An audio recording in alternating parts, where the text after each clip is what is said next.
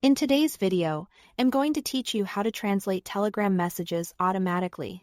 If you are in chats with friends, communities, or channels that use different languages, Telegram has a built-in translation tool that makes understanding messages fast and simple. I'll walk you through how to turn it on, what the options mean, and how to use it on both mobile and desktop so you can read messages with confidence. First, open Telegram on your phone or your computer from the main screen. Look for the three horizontal lines in the corner to open the main menu. Go into Settings, then find the Language section. Here's the key switch. Toggle on Show Translate button. This adds a translation option right where you need it, so you don't have to copy and paste text into a separate app.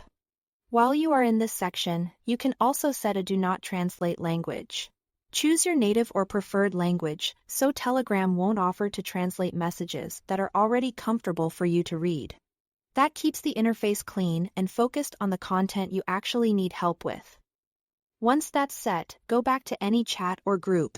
When you see a message in another language on mobile, simply tap the message to bring up the menu and choose Translate. On desktop, right-click the message and select Translate from the menu. Telegram will display the translated text right away, so you can keep the conversation flowing without breaking your rhythm.